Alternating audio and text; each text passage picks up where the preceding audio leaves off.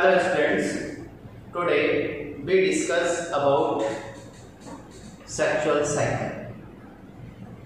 Sexual cycle most important part of reproductive cycle in female. तो सबसे पहले अपन ये देखते हैं कि सेक्सुअल साइकिल क्या होती है और ये कौन से एनिमल में पाई जाती है। तो एक्चुअल में जो सेक्सुअल साइकिल मीन्स होता है ऑल्टरनेट रिपीटेशन। अब इस सेक्सुअल साइकिल में किस किस का रिपीटेशन, तो किसी एनिमल की लाइफ साइकिल में fertile period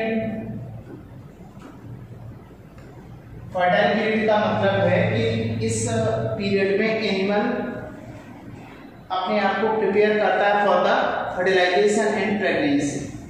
this period is called fertile period. तो फर्टाइल पीरियड के बाद रिमेनिंग टाइम, बाकी का जो टाइम है उसमें वो स्टेराइल होता है। तो sterile period, fertile period means जिसमें एनिमल जो फीमेल है specially sexual cycle found in the female, और ये जो फीमेल है उसके अंदर दो तरह के पीरियड उसकी लाइफ साइकिल में होते हैं। फर्टाइल पीरियड मींस होता है इस पीरियड में उसमें ओवुलेशन होगा, ओवुलेशन के बाद फर्टिलाइजेशन की पॉसिबिलिटी होगी और प्रेगनेंसी की पॉसिबिलिटी होगी। रिमेनिंग टाइम जिसमें ओवुलेशन नहीं होगा और पॉसिबिलिटी ऑफ फर्टिलाइजेशन नहीं होगी, no pregnancy, such period is called sterile. तो after some time fertile period is repeat. तो alternate repetition of fertile period and sterile period is called sexual cycle. Sexual cycle are of two types. One is the menstrual cycle and second one is the estrous cycle. Estrous cycle, menstrual cycle and estrous cycle. These are the two divisions of the sexual cycle. Menstrual cycle found in the primates, ये primates में पाई जाती है। So primates में पाई जाने की वजह से इसको primate cycle भी बोलते हैं, menstrual cycle। Estrous cycle found in the non-primate, especially in cattle। तो ये कैटल के केस में होती है ईस्ट्रस साइकिल। अब इस menstrual cycle and oestrus cycle both are the cycle of the sexual cycle. दूसरा, ये सेक्सुअल साइकिल किसका कैरेक्टर है? Only female, not found in male. ये मेल में नहीं पाई जाती, केवल किसका कैरेक्टर है? फीमेल। अब मेनस्ट्रुअल साइकिल प्राइमेट्स फीमेल में होगी। प्राइमेट में क्या क्या आता है अपन क्लासिफिकेशन में इसको डिटेल स्टडी करेंगे। इसमें आता है HAM, ये एवोल्यूशन का सीक्वेंस है। हम इसको ऐसे याद रखिए। हमसे मतलब यह बात है, सबसे पहले एवोल्यूशन में monkey, then ape, then human. तो एवोल्यूशन का sequence from monkey to human. तो अब ये जो मेनस्ट्रुअल साइकिल है इसको पहले प्राइमेट साइकिल कहा। This primate cycle is found in the monkey. Monkey की बात करते हैं तो इसमें दो टाइप के मंकी आते हैं। एक आता है old world monkey and second one new world monkey. तो old world and new world monkey, दो टाइप के मंकी एक्चुअल में इनको डिवाइड करते हैं अपन ऑन बेसिस ऑफ इवोल्यूशन। तो इनको अपन आगे डिटेल स्टडी करेंगे फर्दर, बट फिलहाल अपन देखते हैं कि मंकी दो टाइप के इवॉल्व। अब इन दो क्या क्वेश्चन आता है, क्या इन दोनों मंकी में प्रेजेंट होगी ये मेनस्ट्रुअल साइकिल? तो ऐसा माना जाता है कि जो एप है फर्स्ट इस मंकी से कौन सा वाला मंकी? ह्यूमन का closest old bird. Old bird monkey is the closest relative of human. Human का एक क्लोजेस्ट रिलेटिव किस बेस पे इसको खाता है? तो इस ओल्ड बर्ड मंकी है, इनमें मेंस्ट्रुअल साइकिल प्रेजेंट होती है और इन न्यू बर्ड मंकी में मेंस्ट्रुअल साइकिल एब्सेंट। क्वेश्चन ये बनेगा लिखा एज का कि मंकी में मेंस्ट्रुअल साइकिल होती है but only one in the old. तो मेंस्ट्रुअल साइकिल की वजह से अपन इस ओल्ड बर्ड मंकी को ह्यूमन का क्लोजेस्ट मानते हैं। एप्स में पाई जाती है, दूसरा ह्यूमन में पाई जाती है। तो इन तीनों को मिला के अपन ने प्राइमेट कहा। प्राइमेट्स की फीमेल में कौन सी साइकिल पाई जाती है? Menstrual cycle. Menstrual cycle is a part of sexual cycle. दूसरा इस अच्छा ये जो ईस्टर साइकिल है, oestrus cycle found in the cattles. अब इस मेंस्ट्रुअल साइकिल और ईस्टर साइकिल में डिफरेंस क्या है? इन मेंस्ट्रुअल साइकिल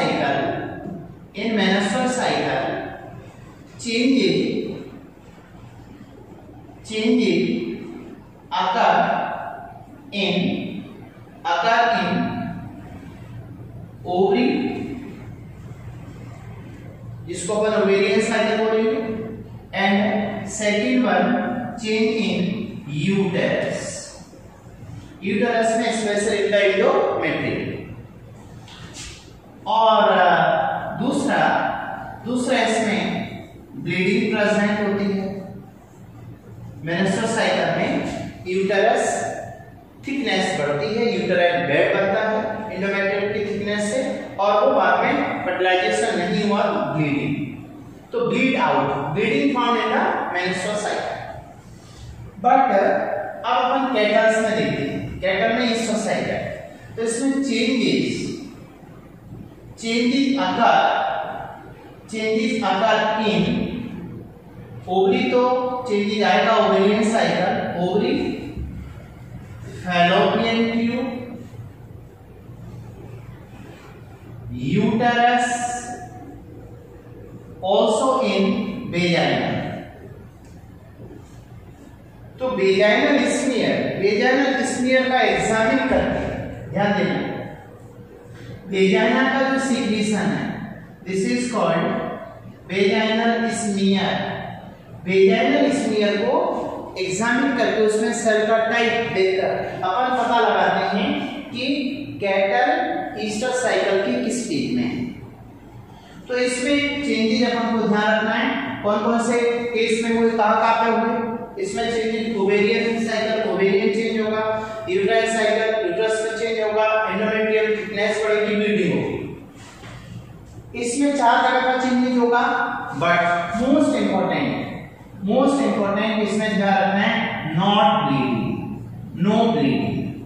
इसमें ब्लीडिंग नहीं, जो थिकनेस बढ़ती है यूट्रस के अंदर एंडोमेट्रियम, वो एंडोमेट्रियम कुछ सेल की वजह से उसकी फेगोसाइटोसिस होती है, तो यहाँ ब्लीडिंग नहीं होगी कैटल के केस में ईस्टर साइकिल में। इसको अपन आगे डिटेल स्टडी करेंगे। फिलहाल हमको क्या डिफरेंस हुआ? Sexual cycle means repetition, alternate repetition of fertile period and sterile period, and this is of sexual cycle के 2 ग्रुप है। Menstrual cycle found in the primates, it is called primate cycle, and primates are HAM से याद रखिए। और इसमें सबसे पहले जो मंकी है, कौन से मंकी में आई मेंस्ट्रुअल साइकिल? तो वो है ओल्ड बर्ड मंकी। इसलिए क्वेश्चन बना कि ओल्डेस्ट जो ओल्ड बर्ड मंकी है वो ह्यूमन का क्लोजेस्ट रिलेटिव है। एप्स एंड ह्यूमन इनमें पाई जाती है। In menstrual cycle changes occur in ovary and uterus and bleeding occur. But in oestrus cycle found in the non primate, so it is called non primate cycle. This is called non primate cycle found in the cattle. In this cycle, changes occur in ovary, fallopian tube, uterus and vagina, and vaginal thickness increase. vaginal cells में change आ जाता है, तो उसका mucus निकालकर उसकी जांच करते हैं, एग्जामिन करते हैं, उससे पता लगाते हैं इसमें ब्लीडिंग नहीं होगी, तो ये याद रखिए, bleeding not found in the estrus and bleeding found in the menstrual cycle. This is about sexual cycle. एक क्वेश्चन और है, जनरली अपन ने कहा sexual cycle only found in the female, not in male, but exceptionally which one male, ऐसा कौन सा mail है जिसमें सेक्सुअल साइकिल पाई जाती है? तो exceptionally sexual cycle found in the deer male. इसमें फर्टाइल और स्टेराइल पीरियड का रिपीटेशन, और इस डियर में जो साइकिल पाई जाती है, सेक्सुअल साइकिल पाई जाती है deer, this is called rutting cycle.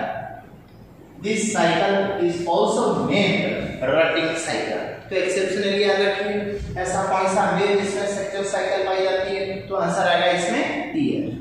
तो ये अपना पहला पार्ट हुआ, introduction about the sexual cycle.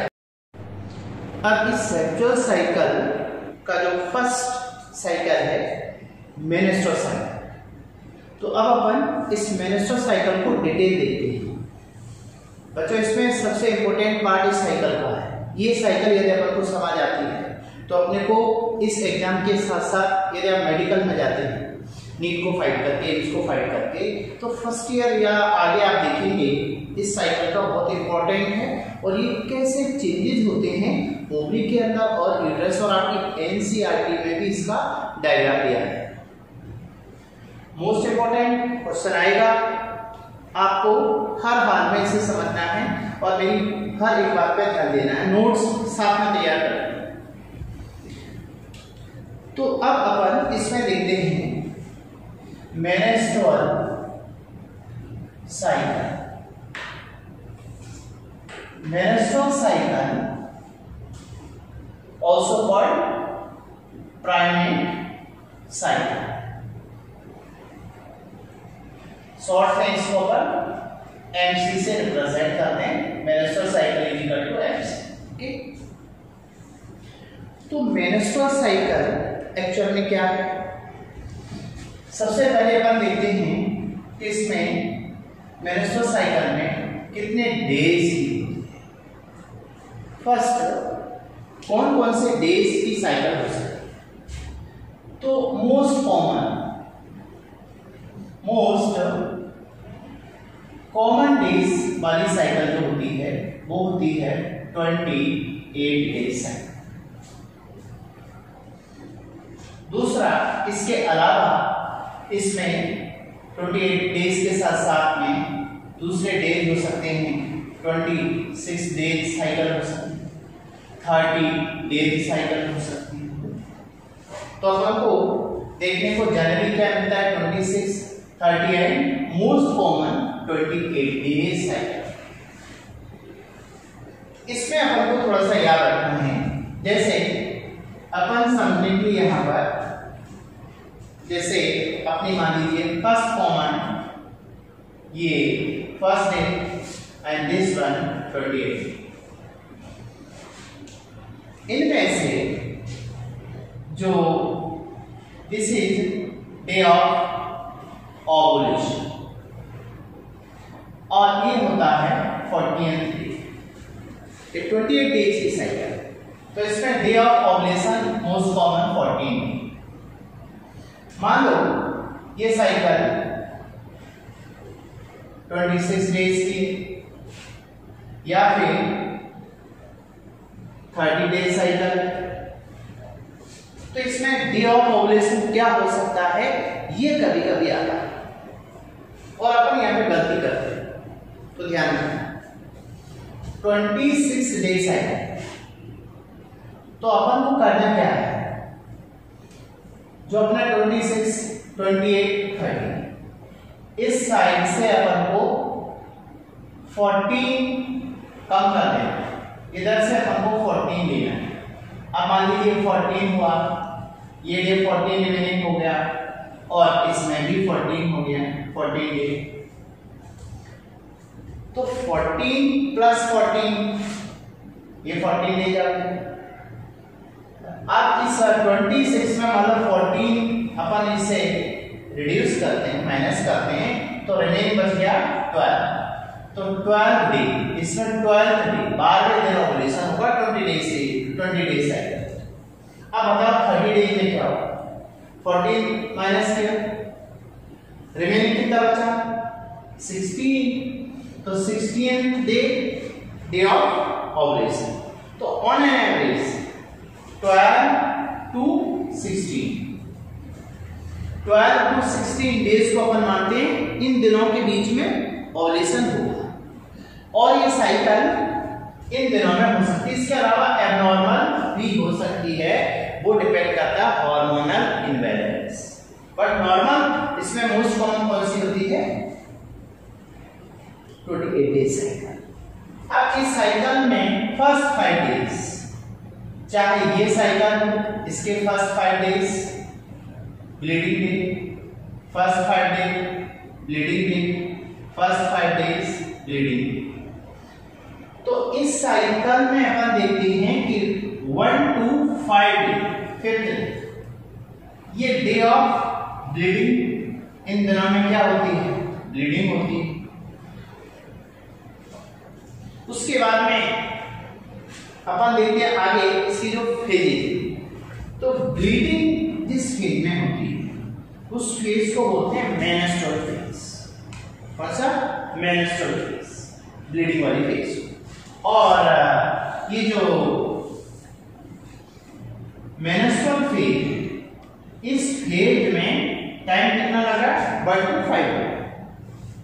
उसके बाद में 5 से लेकर के ये अपन इस साइकिल में आते हैं जनरली 14 वाली, तो 1 to 14 सॉरी 5 to 14 डेज ये जो साइकिल है, इसमें इस फेज को अपन बोलते हैं प्रोलिफरेटिव। प्रोलिफरेटिव इसलिए नाम दिया क्योंकि इसमें फॉलिकल मैच्योर होती है, प्रोलिफरेट होती है। तो प्रोलिफरेट और follicular phase, this is follicular phase. इसमें अपन आगे धीरे धीरे स्टडी करेंगे कौन कौन सी फेज है। तो अपन देखते हैं कि मेनस्ट्रुअल साइकिल में डेज कौन सा मोस्ट कॉमन डेज की होती है? 28 डेज पर। और इस मेनस्ट्रुअल साइकिल की जो फेजेज ऑफ मेनस्ट्रुअल साइकिल वो अपने को यहाँ पे दिख रहा है, देखिए 1 is the menstrual phase। और इस प्रोलिफरेटिव फेज में क्या होता है कि इसमें फॉलिकल्स मैच्योर होते हैं, या और इससे इसी फेज के लास्ट में क्या होता है? ओवुलेशन। तो इसको ओवुलेटिव फेज भी नाम देते हैं। पर इसके बाद अपन जानते हैं आगे की फेज देखिए 14 to 28 डेज। 14 to 28 डेज, ये अपन मोस्ट कॉमन साइकिल कौन सी ले रहे हैं? 28 डेज पर। तो 14 से लेकर के 28 डेज, ये जो भी साइकिल यूज का जो एंड डे है वहां तक की जो फेज है इसको बोलते हैं देखिए ओवुलेशन हो गया, तो ओवुलेशन के बाद वाली पोस्ट ओवुलेटरी, ओवुलेशन के पहले वाली प्री ओवुलेटरी, तो इसको बोलते हैं पोस्ट ओवुलेटरी या ल्यूटियल फेज। ल्यूटियल फेज इसलिए कहा कि अपन जानते हैं कि आपका ओवुलेशन ओवरी में अपन ने पढ़ा था, Graafian follicle ruptured and convert into corpus luteum and further degenerate into corpus albicans. तो ल्यूटियल फेज, और इस फेज में सीक्रेट होता है प्रोजेस्टेरोन, तो इसको प्रोजेस्टेरोजेनिक फेज भी नाम देते हैं इसको। इस फेज में सीक्रेट होता है oestrogen, this is called oestrogenic phase. तो जनरली अपन यहां देखें इसको 3 फेज में अपन ने इसको डिफरेंशिएट किया। तो फेजेस कितनी है यहाँ पर? 3 phases. Number 1 days, most common days वाली साइकिल 28 डेज। 28 डेज की साइकिल है तो ओवुलेशन का डे 14th डे। इस साइकिल में ब्लीडिंग डे कितने होते हैं? 1 to 5 डेज इनिशियल। दूसरा, ये जो मेनस्ट्रुअल साइकिल है ये मेंस्ट्रुअल साइकिल कब से स्टार्ट होती है? तो किसी फीमेल में अपन बात करें तो फीमेल की जो लाइफ साइकिल है, फीमेल की लाइफ साइकिल, क्योंकि फीमेल का कैरेक्टर है मेंस्ट्रुअल साइकिल। अब इसकी लाइफ साइकिल में अपन ने कहा था बर्थ, एक टर्म आता है प्यूबर्टी, और बर्थ टू प्यूबर्टी। तो एज ऑफ प्यूबर्टी जो मैच्योरिटी एज है वो near about 10 to 12 year. 10 to 12 year में मेंसेस का स्टार्ट होना, मेंसेस का स्टार्ट होना, this is called menarche, this is called menarche. तो इसी फीमेल में मेंसेस का स्टार्ट होना, और स्टार्ट होने की जो एज है in between 10 to 12 year, this age is called puberty. इसको अपन प्यूबर्टी दे देना, और इस फेज में, इस एज में मेंस्ट्रुअल साइकिल स्टार्ट हो जाती है, दिस इज कॉल्ड मीनार।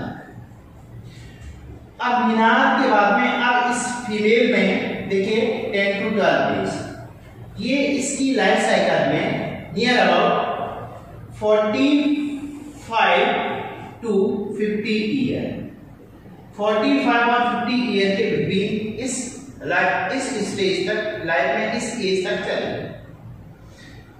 तो स्टार्ट होना और इस एज में मेंसेस का स्टॉप होना, this is called menopause. Pause means stop. तो अब ये जो मीनोपॉज है, मीनोपॉज का मतलब मेंसेस का बंद हो जाना, सिम्टम ऑफ मीनोपॉज आगे बात करेंगे, इसकी वजह क्या है मीनोपॉज। इसमें एक्चुअल में लेवल ऑफ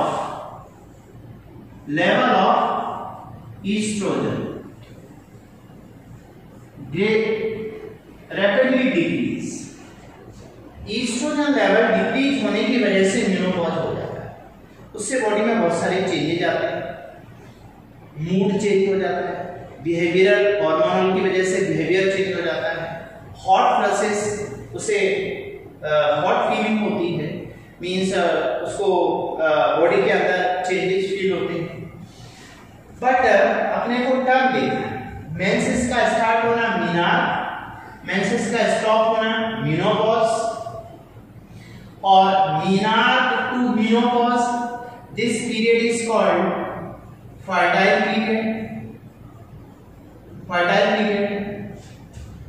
दूसरा, अब क्वेश्चन होता है कि ये जो मेंस्ट्रुअल साइकिल है मीनार से स्टार्ट होकर मीनोपॉज तक चलता है, बट अगला क्वेश्चन आता है menstrual cycle suspended, menstrual cycle suspended. Menstrual cycle कौन कौन सी फेजेज में नहीं होती, सस्पेंडेड रहती है। तो इसमें दो पॉइंट आ रहे हैं, देखिए मीनार के पहले, मीनोपॉज के बाद। पहला, सस्पेंडेड इन बिफोर प्यूबर्टी कह सकते हैं, प्यूबर्टी से पहले मतलब मीनार के पहले। दूसरा, आफ्टर मीनोपॉज, मीनोपॉज के बाद में। दो, तीसरा, ड्यूरिंग प्रेगनेंसी, प्रेगनेंसी के टाइम पर मेंस्ट्रुअल साइकिल सस्पेंडेड होगी, नहीं चलेगी। एक और स्टेज है, एक और स्टेज जिसमें मेंस्ट्रुअल साइकिल सस्पेंडेड होती है, स्टॉप होती है। ये होता है ड्यूरिंग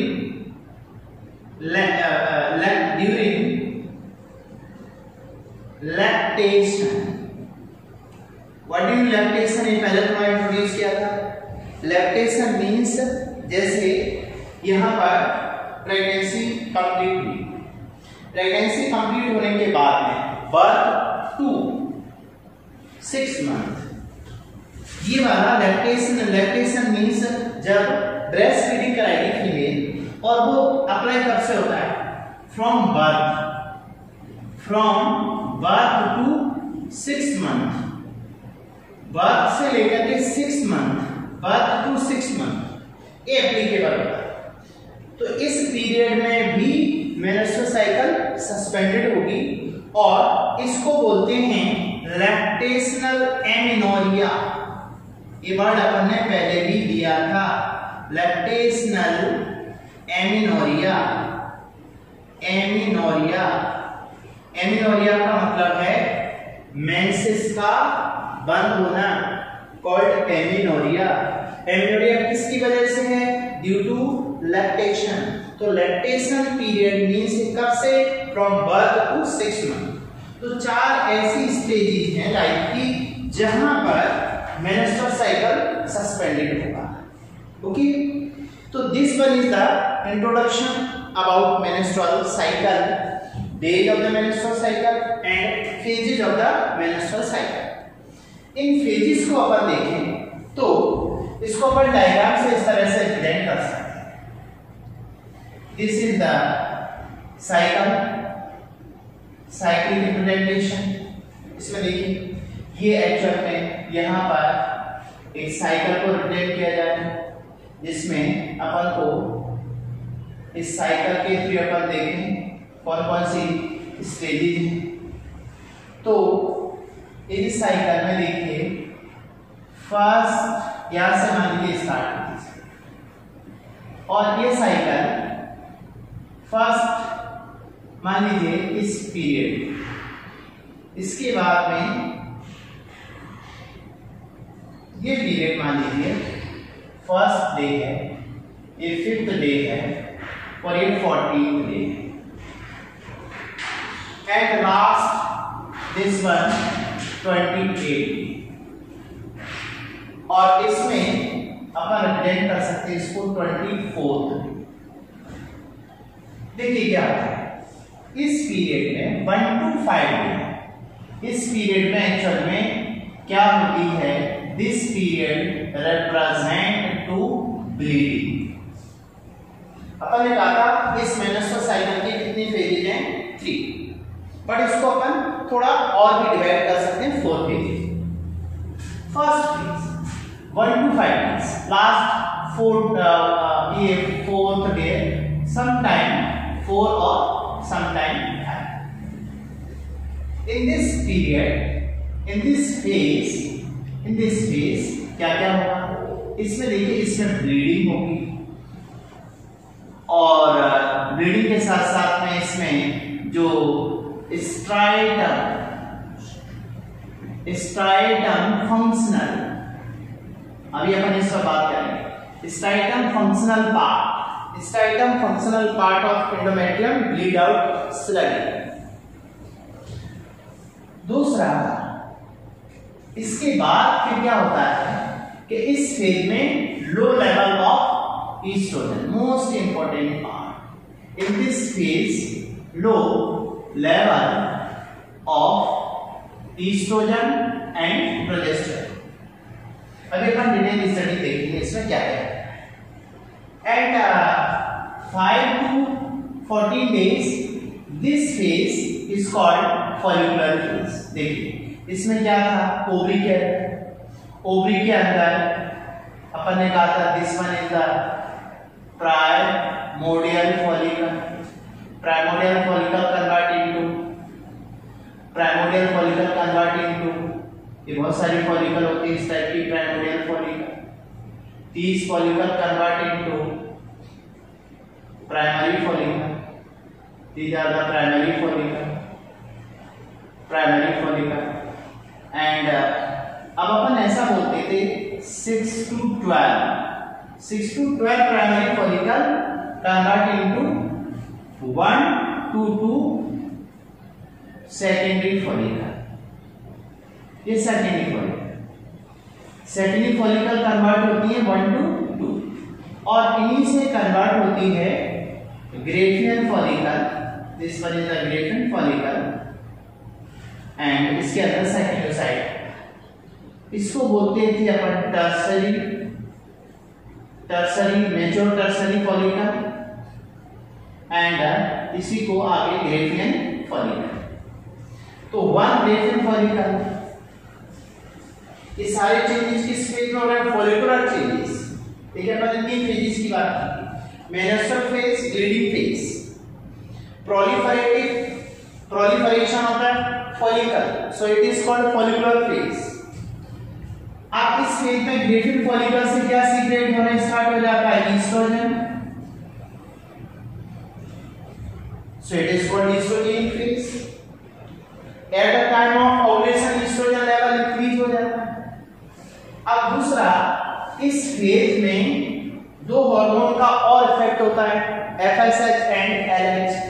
तो ये जो सीक्वेंस है, ये जो चेंजेस हैं, these all changes due to FSH, इस फेज में FSH निकलेगा, FSH एंड LH। तो first FSH and LH from anterior pituitary act in ovary, ovary के अंदर follicular changes start. So this phase is called follicular phase. ये कब से start हुई है? जैसे ब्लीडिंग स्टॉप हो जाएगी, ब्लीडिंग स्टॉप होने के बाद में FSH और LH का लेवल इंक्रीज होगा। उन हार्मोन की प्रेजेंस से फॉलिकुलर चेंजेस होंगे। सारे चेंजेस किस फेज में हो रहे हैं? प्रोलिफरेटिव फेज में। उसके बाद में LH हार्मोन की प्रेजेंस में इस 14th डे, देखिए ग्रेफियन फॉलिकल, इस ग्रेफियन फॉलिकल से क्या बाहर आया था? यहां हुआ ओवुलेशन। इस ओवुलेशन में कौन सा? Secondary oocyte, secondary oocyte release होता है और इस सेकेंडरी oocyte में M2 division suspended in occur in metaphase, metaphase में रहता है और मेटाफेज में रहने के बाद में ये ओवुलेटेड एग कहलाता है। यदि ओवुलेटेड एग आगे फैलोपियन ट्यूब में जाता है तो इन एम्पुला पार्ट में क्या होगा? इसका ampulla of fallopian tube, ampulla of fallopian tube में क्या होगा? फर्टिलाइजेशन, और फर्टिलाइजेशन के बाद आगे फर्दर क्या बनेगा? जायगोट, और जायगोट आगे डेवलप होगा मोरुला प्लास्मा कैस्ट्रा, जो आगे की स्टेज। पर आफ्टर ओवुलेशन, ये देखिए after ovulation remaining part means इसमें ब्लीडिंग होगी, तो इसको बोलते हैं कॉर्पस हीमोरेजियम। यहाँ पे कौन सा हार्मोन कंटिन्यू सीक्रेट होगा? LH।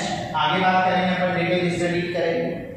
तो LH की प्रेजेंस में this is corpus haemorrhagicum and it convert into corpus luteum.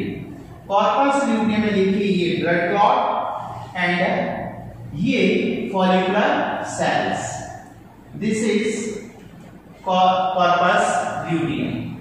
Corpus luteum से क्या स्टार्ट सीक्रेट होना हो जाता है? प्रोजेस्टेरोन। तो प्रोजेस्टेरोन कौन सी फेज में स्टार्ट हुआ? ओवुलेशन के पहले या बाद में? देखिए तो डिफरेंस है, progesterone hormone and estrogen hormone. Estrogen secrete mostly in the proliferative phase, but progesterone secrete after ovulation in luteal phase. Luteal means corpus luteum is maintained by the LH.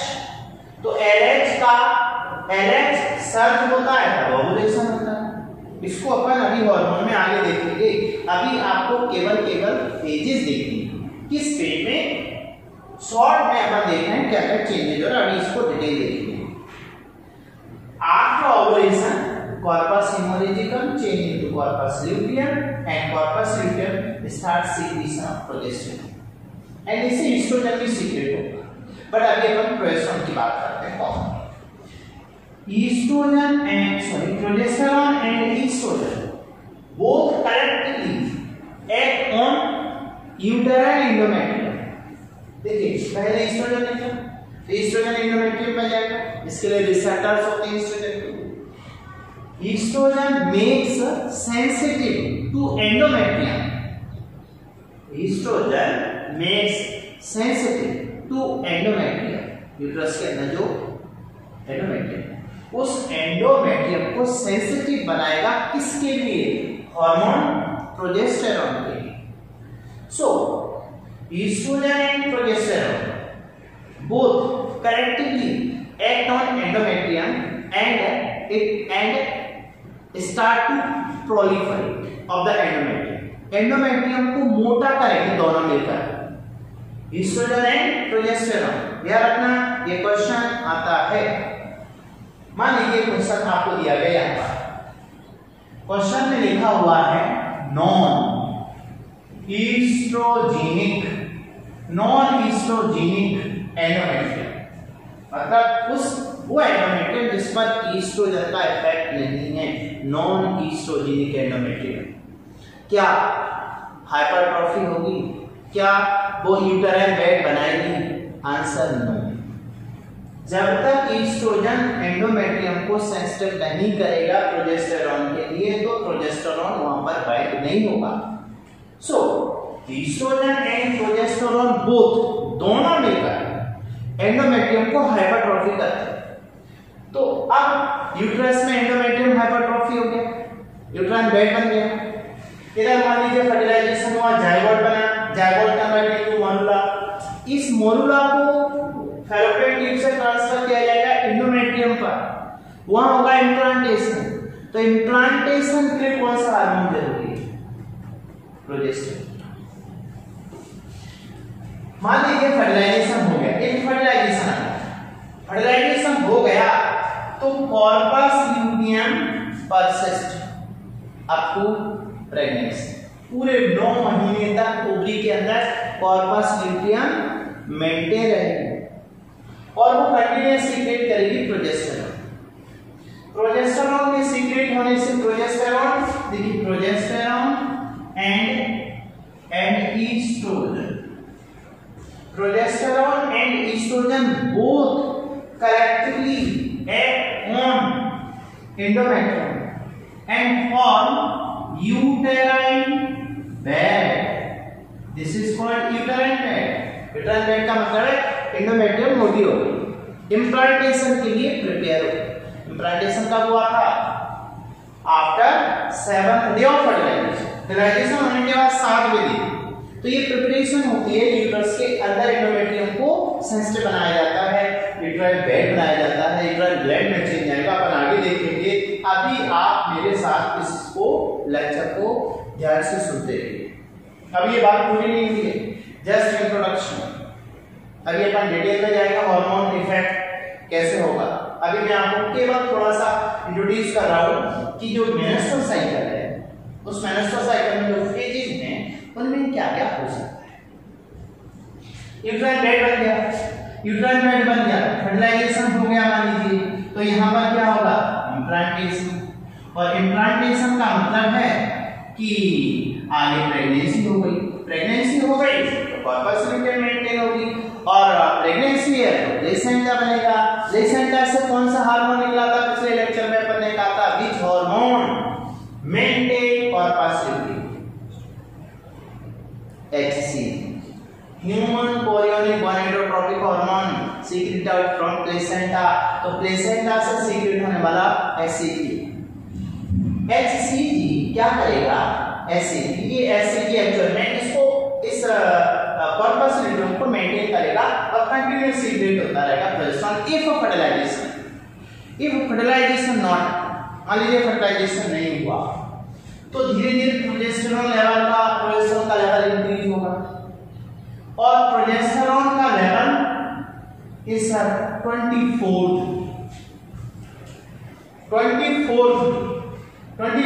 Day high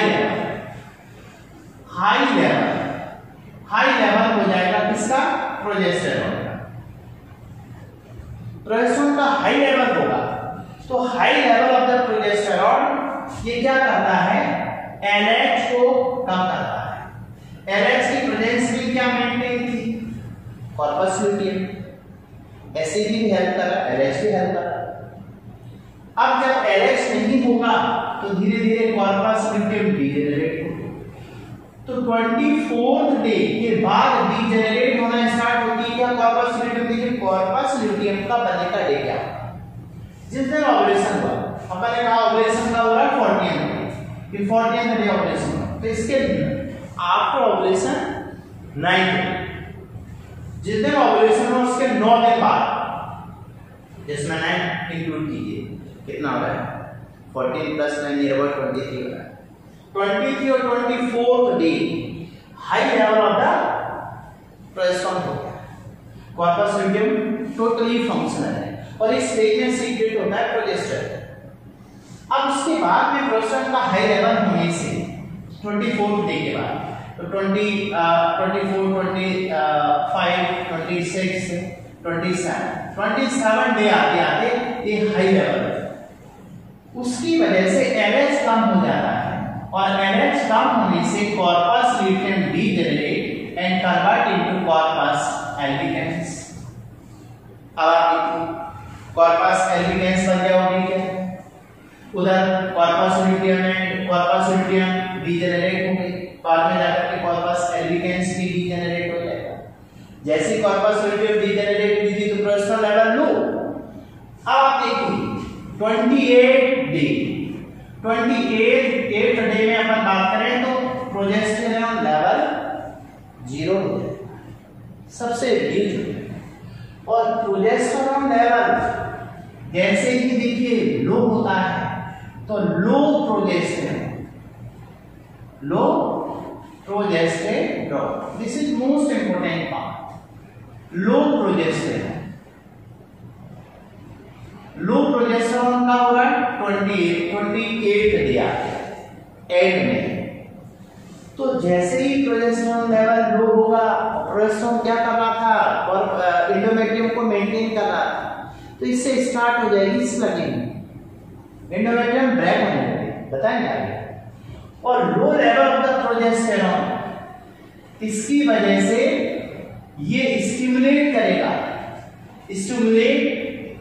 ये stimulate करता है to secretion of FSH and LH from anterior pituitary. ये बात याद रखिए, low level of the progesterone cycle के end में आते आते जैसे ही low level of the progesterone होता है तो और साथ में एस्ट्रोजन का लेवल भी लो हो जाएगा। इन दोनों हार्मोन के लो होने से क्या स्टार्ट हो जाता है सीक्रेशन FSH और LH का। उधर ब्लीडिंग स्टार्ट हुई, जैसे ब्लीडिंग खत्म होने लगती है FSH LH बढ़ने लगता है, FSH LH बढ़ने लगता है, ओवरी के अंदर चेंजेस होने लगते हैं। नेक्स्ट साइकिल के लिए this cycle repeated from alternately right and left ovary. इस महीने राइट ओवरी से हुई है तो दूसरे महीने लेफ्ट ओवरी से हुई। तो इसमें क्या होगा, FSH LH again start and stimulate to maturation of follicle, primary follicle to secondary follicle by FSH, secondary follicle to tertiary follicle especially by the LH, LH mature the Graafian follicle and Graafian follicle starts secretion of estrogen। अब oestrogen का level 40th day आते आते बढ़ने लगता है, तो female के अंदर सेक्सुअल सेंसेशन ज्यादा होने लगते हैं।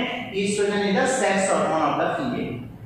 आगे डिटेल बात करेंगे अपन FSH LH oestrogen and progesterone इन चार हार्मोन के बारे में।